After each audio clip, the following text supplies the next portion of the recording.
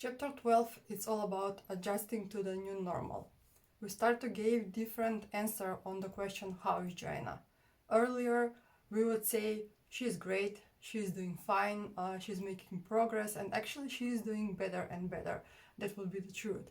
And now we couldn't say that she is better, but we also didn't want to say that she is not good, because simply we had deeper understanding of this whole thing.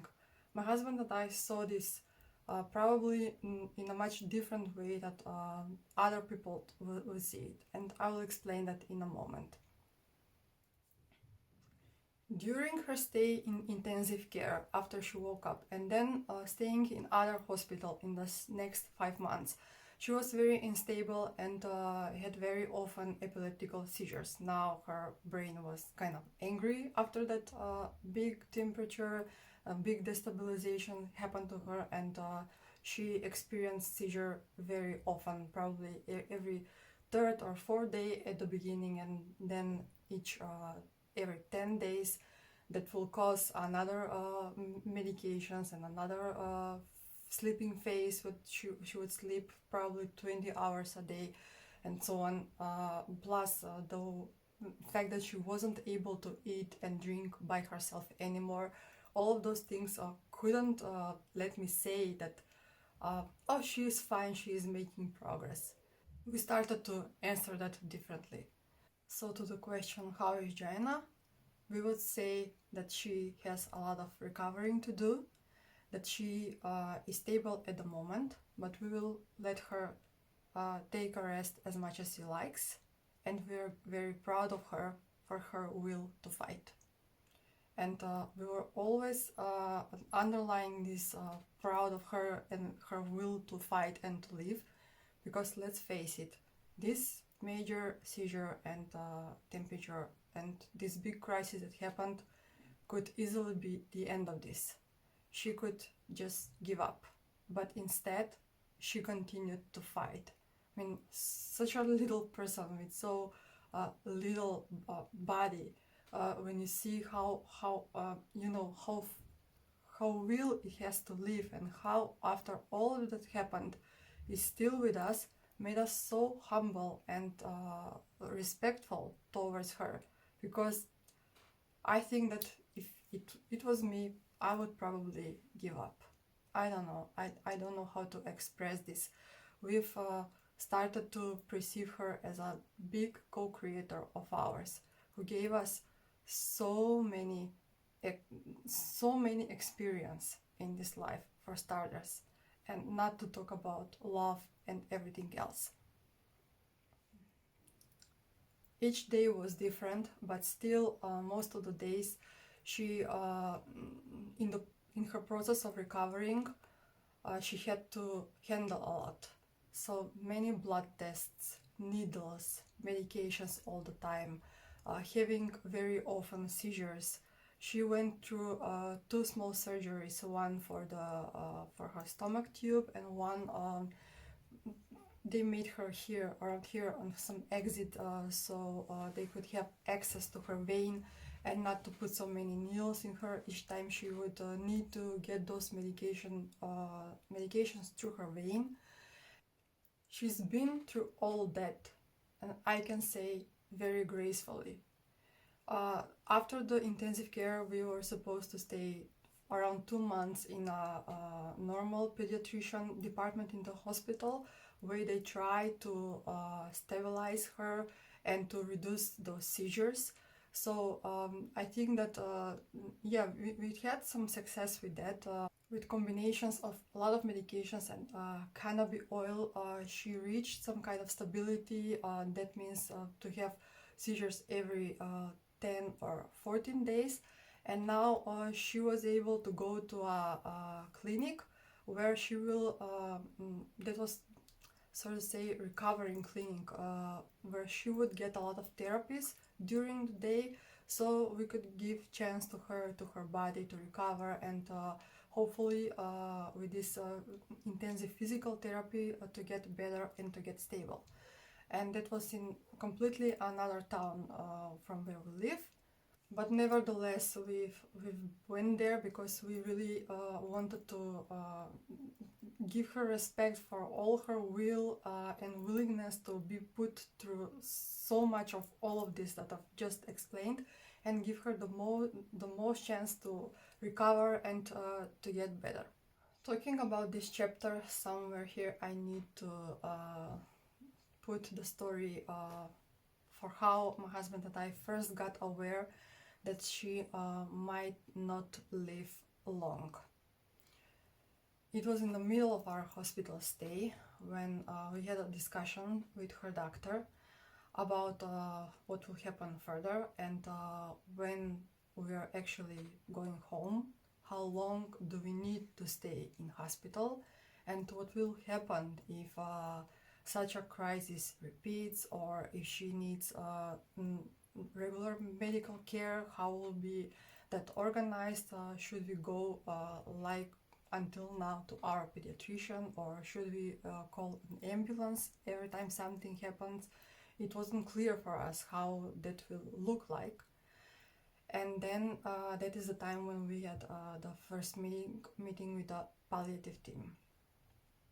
For everyone who doesn't know, palliative team is a team of doctors practically that are coming to your home when you have that need, but they're responsible to take care of terminal ill patients, which there is no expectation that they will live long.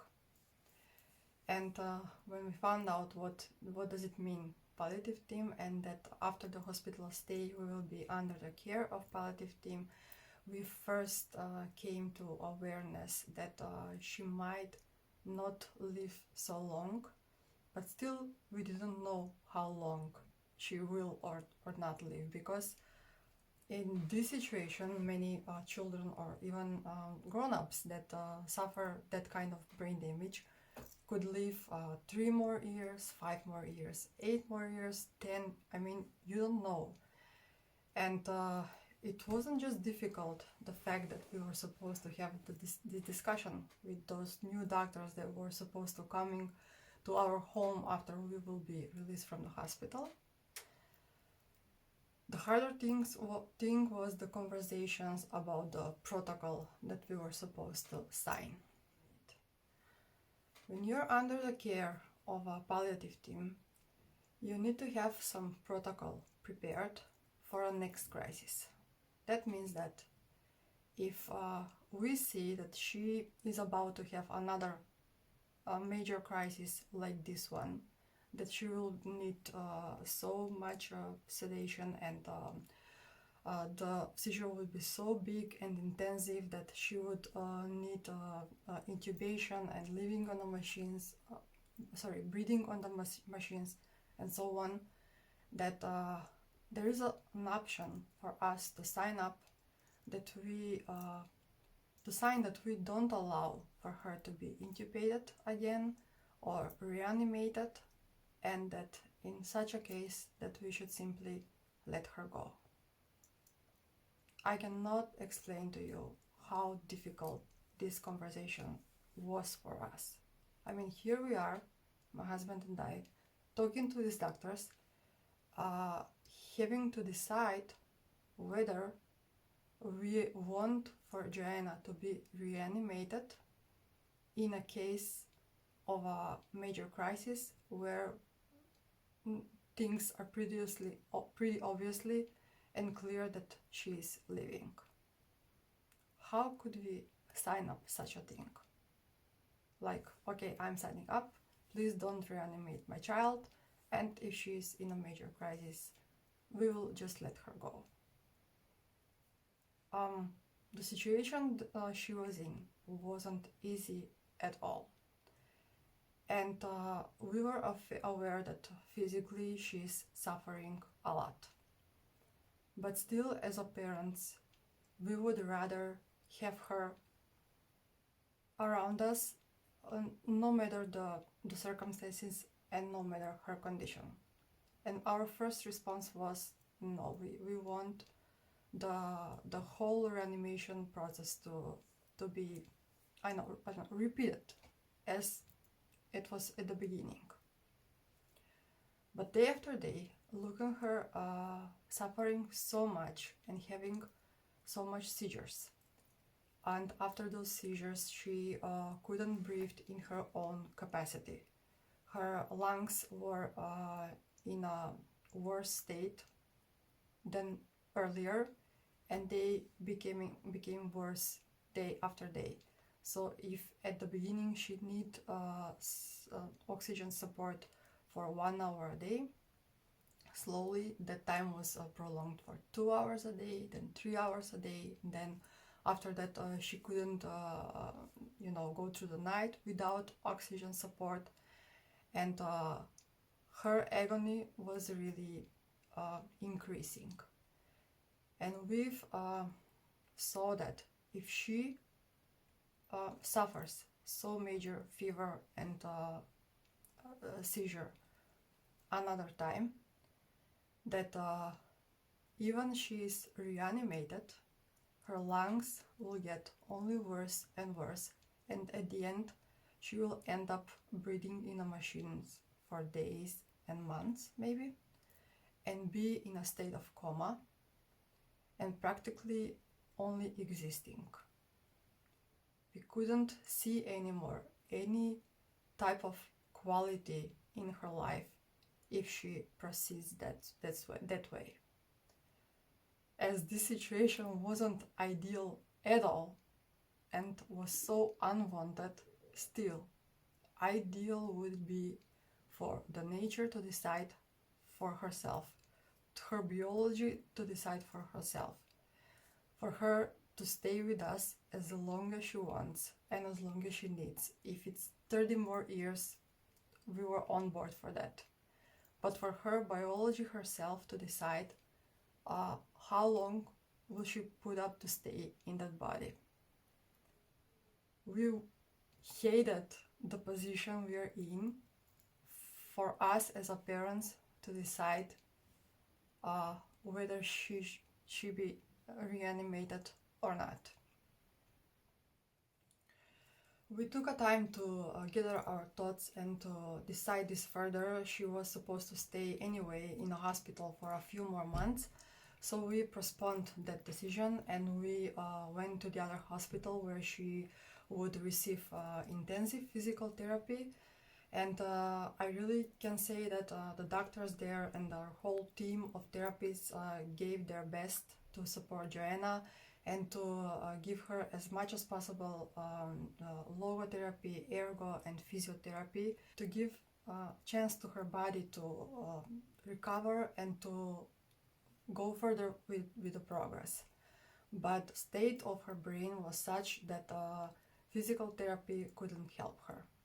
It could make, of course, better feeling of her muscles, her arms and legs, and so on, but sadly, it wasn't the thing that could help her, for her to develop and to get better.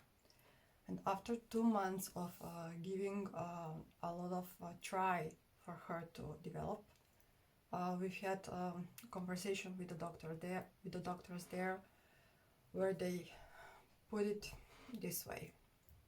Sadly, this therapist cannot help her, so we recommend for you to take her home so you can enjoy together the time she has left. Of course, if you like, we will continue to try and to do other stuffs with her, but since these 2 months she made no progress at all and the seizures and all those things continued, we think that therapy cannot help her in a way for her brain to develop better and for her to come back to her old self, simply said. When we've heard that, we decided that definitely we would like to bring her home. It was enough for her and enough for us. 6 months in a hospital and all the trauma she went through there. We want to replace all of that with the warmth of our home and our presence with her to continue to give her attention and love, and for her not to hear all those hospital noises anymore all day long, and to suffer those last blood tests all the time, fixing needles and everything that happened. We've said, okay, we will come home, but still, if she continues to fight, you never know, and that is something that the doctors confirmed us too, that you never know that maybe in a few months, when she gain her rest and things change, maybe we will come back to some of the hospitals for intensive therapy.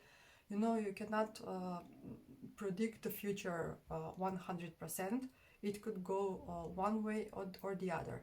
Things could get either worse or either better, and if they get better, then it's clear we are going again to this kind of rehabilitation clinic, and we will continue with the process of recovering.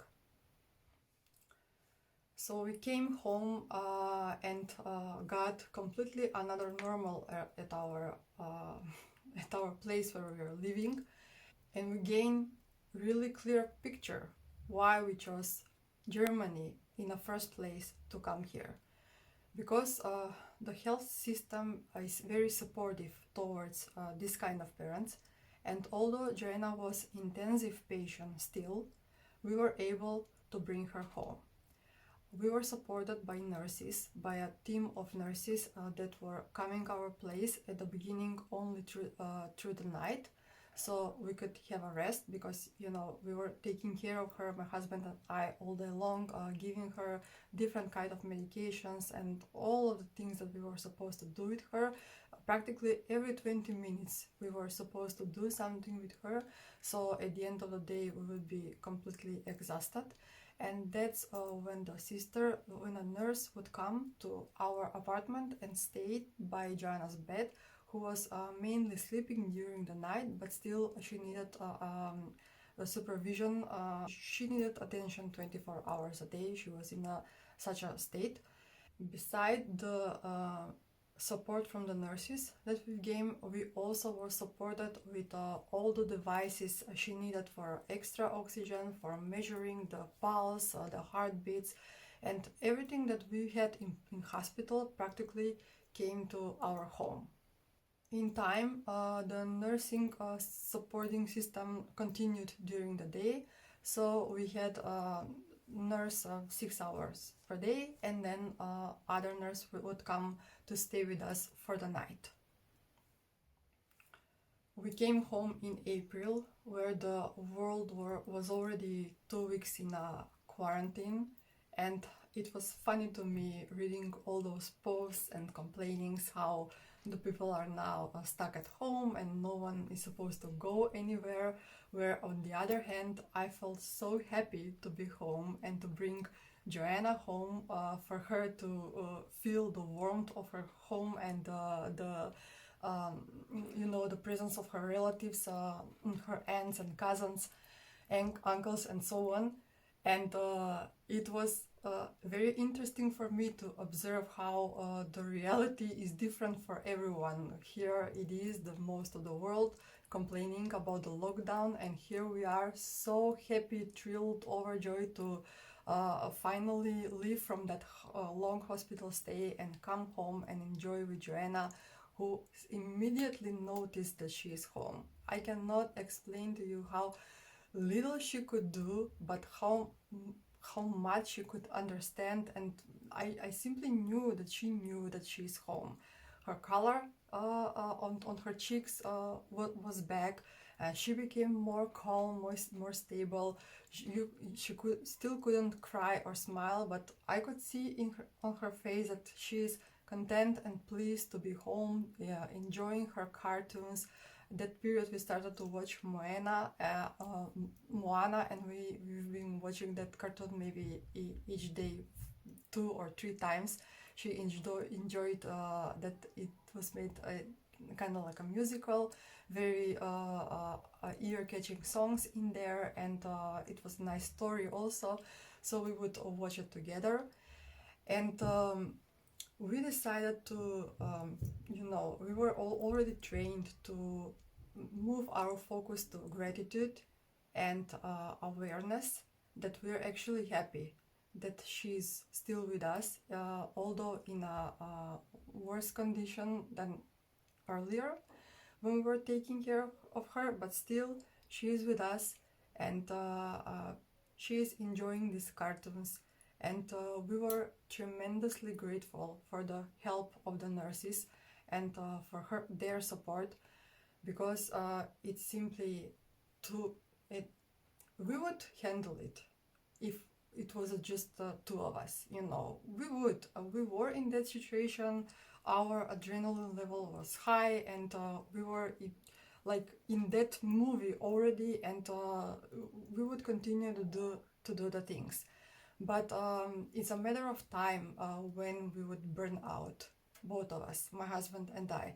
So having the nurses in our home provide us with a very needed time for us to, you know, to take a rest, to see what's going on, to make some plans, to simply live our lives. And it is a time when I've got a few hours on my hand that I've been using to working with other special parents, and I've used those time to support them and to help them. And when I wasn't working with parents, I was working on my website and reading all those articles that you already probably seen in my blog. By now there are maybe, I think there are around 34 articles where I'm explaining my perspective, my point of view, my advices, and everything we've done so far that help us go through this situation. And as all stories tends to repeat themselves, we came again to one point where she gained more stability than usual. It was August, she had a seizure, and after that she had 2 months stability, and it was huge. That long stable period haven't happened until now, and it gave us new hope and you know, new possibilities that maybe now she is getting better and better.